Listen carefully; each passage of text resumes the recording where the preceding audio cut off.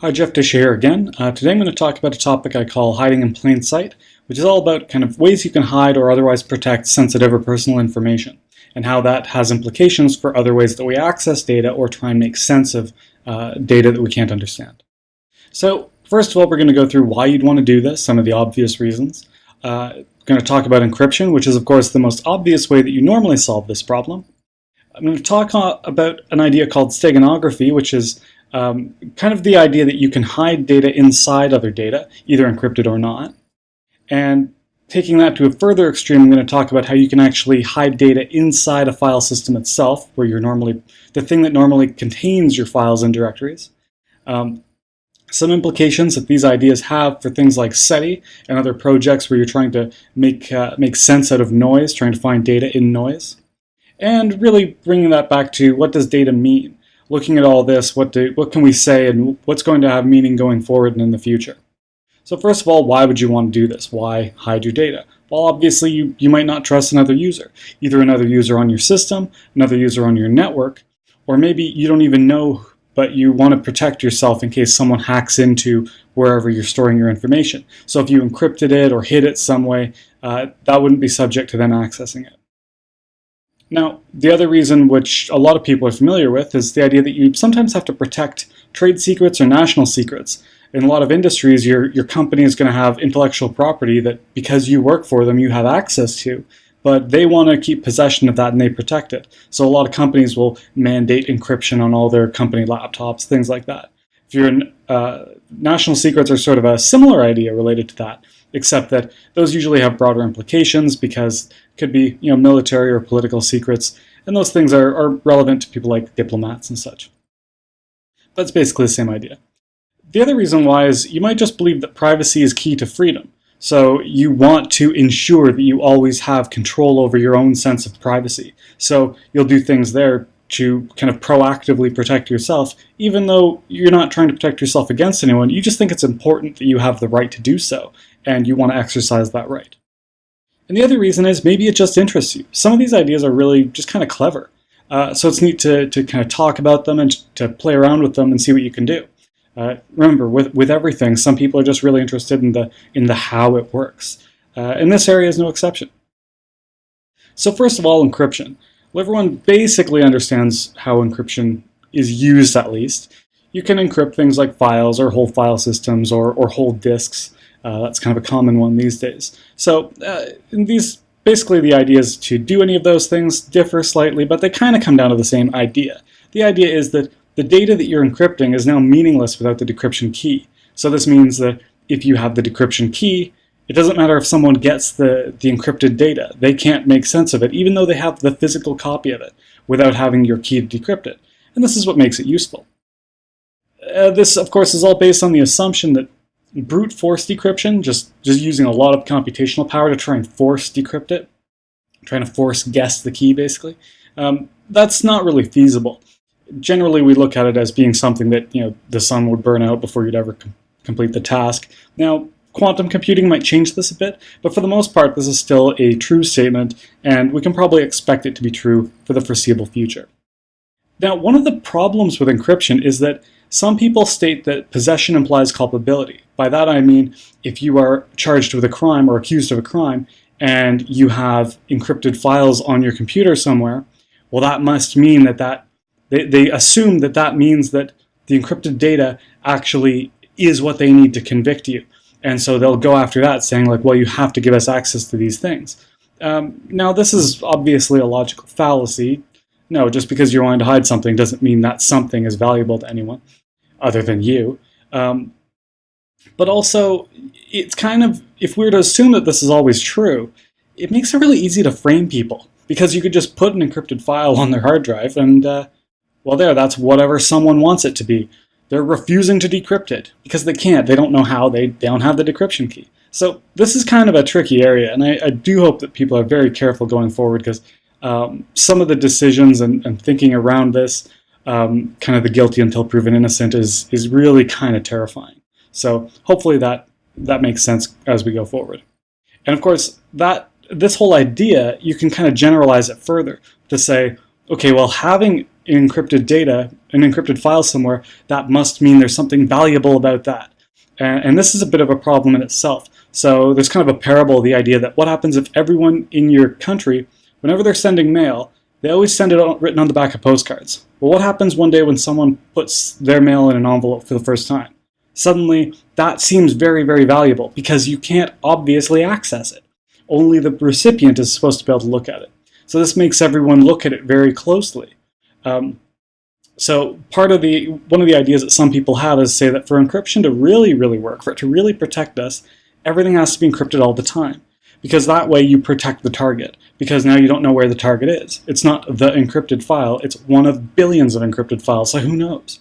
And this has a lot of merit, this argument. So it's something that a lot of people are very passionate about, and it is a very interesting point and worth thinking about.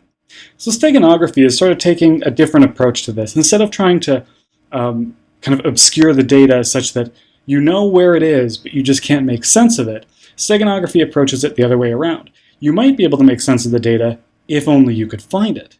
So this is really kind of neat, because usually how you use it with computers these days is you're trying to hide data inside either an image or a video file or an audio file. The reason why you use these is, first of all, they're usually fairly big, so you can usually hide. There's lots of space to hide things in them. And also, because hiding data in them is going to change them, these kinds of data are based around the idea that they're not a 100% fidelity reproduction anyway. So if you change them slightly by kind of messing with some of the unimportant data in them, you'll change the output, but not in any way that's really going to be meaningful. So you've now added data and no one can tell because it didn't change in any meaningful way. It's not obviously been adulterated in any way. So of course, this gives you a place to put data, and no one knows it's there unless they know how to find it, which is kind of neat. Which means you can encrypt it or not. You can even put unencrypted data in this. Usually when people are doing this, they encrypt it as well, just because they may as well. But it's kind of a neat idea. So one of the problems with this, of course, is you're hiding the data inside one of these, but that data now looks like it's part of that image or whatever, which means that if you try and re-encode the image, like maybe it's just changed to a different file format, you're going to lose all this data, because by definition, it's supposed to be the unimportant parts of the image. Well, those can usually be discarded when you try to encode an image. So you have to be careful about this. But the benefit, of course, of this approach is that you can only find it if you know what you're looking for. In fact, one could make an argument that every image you've ever seen on the internet has hidden messages in it. And if you had the right kind of steganography software to decode it and you knew where to look for it, you'd be able to find all these hidden messages. Now, obviously, it's not really the case, but it could be, and nothing would change. You just suddenly have all this information floating around behind the scenes, which would be kind of neat. So you can take that idea to a further extreme, though, and then you have this idea of hiding data inside the file system itself. Now, what I mean by file system here, there's a video I have from a long time ago talking about that. Basically, it's just the way that you take a hard drive or a USB key and you make it look like there's files and directories on it. So the file system is that thing that lets you pretend those files are there, even though it's just a chunk of metal or whatever. So how this works is that file systems usually don't account for every single byte, because that would be too slow. There's other problems associated with that. So they usually do things in sort of chunks, usually about 4 kilobytes or so.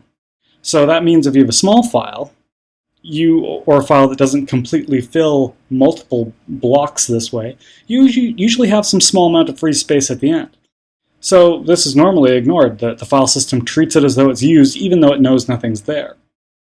Now, you can hide information there if you know where it is, and the file system isn't going to know about it at all. So this is kind of a really, really clever way of hiding information between the seams of other information. And it's possible to do, but I don't know if anyone's actually brought anything real to market that does this. Usually it's just proof of concept showing that this kind of thing is possible. Now, of course, it's very unstable, because if someone grows that file where you hid the extra data, or they move something, or you change to a different kind of file system, you lose all that hidden information. So you have to be very careful with it if you're relying on this. But the neat thing is, because the file system can't see it, even if you search every file on the disk for your hidden information, you'll never find it because it's on the disk itself, not in a file on the disk. So it's really pretty neat. This, of course, requires incredibly specialized software to do this. Also, it's going to be different how and even if you can do this on every different kind of file system. So it's not just per platform differences, but per file system differences. So, and the problem being the data can easily be destroyed.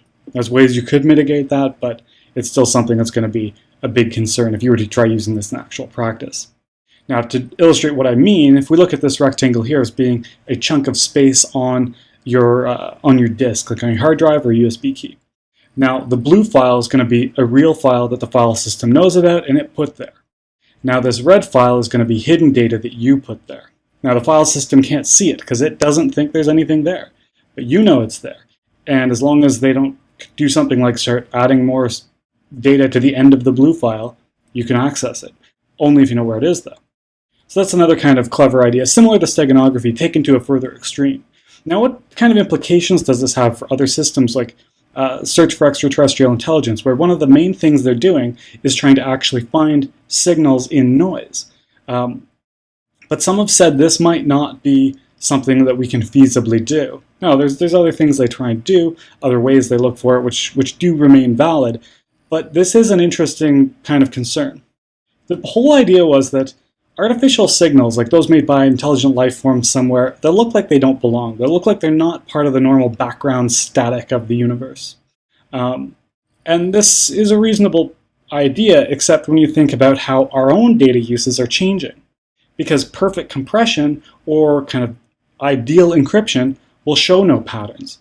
It has no patterns. It does look like noise. So if you were transmitting that around, it would just look like static to everybody else. So maybe we're looking for the wrong thing that way. Because what it really comes down to is that data fundamentally is noise until you know what it means. It doesn't have any intrinsic meaning. It's all up to how you interpret it. And that brings us to the last point. What does data really mean? Well, it's all really in the eye of the beholder. It doesn't mean anything until you can decode it. If you took a JPEG today and sent it back in time to before we were using JPEGs, or to a point in time where you didn't have a JPEG decoder on your computer, well, you wouldn't be able to make sense of it. It would be nonsense to you. It's just meaningless things. So really it's up to your ability to interpret the data. That's what gives it meaning. So to take that further, does that mean that is the ability to decode or find or even kind of dynamically recreate data the same thing as possession? Consider the idea now where we're moving more and more information online, so now you often don't have the physical copy of an image or something, but you do have the URL that points to it. Is that the same as you possessing it, just having the ability to find it and reference it that way? Potentially. It's kind of an open question. It's more philosophical than anything else. And what's kind of neat is that you can actually use this idea to your advantage. Fractal image compression, which is something which is not very commonly used, but every once in a while you hear more and more talk about it, because it is an interesting idea. It's based around kind of capitalizing on what this means. So what they're going to do is, instead of trying to compress data and then decompress data, their whole compression scheme is based on the idea that, well, how do we make this image out of random noise? So then what you have is you just feed it any random noise and it'll reconstruct the image. So it's a really kind of an interesting idea, but you don't see it used too often. But it's a good way of looking at how you can benefit from this way of thinking about what data really means and how it's all just making sense out of chaos. So anyway, I hope that was interesting. Again, as with all the other talks I've done, leave a comment here or send me an email if you have any questions or requests for future talks. And as well, anyone who's using an Open Autonomy compatible server can of course trust me at this address or this QR code, and that'll let you see all these videos, but also all the other things that I'm doing there. So anyway, let me know what you think, and otherwise I'll talk to you later. Thanks, bye.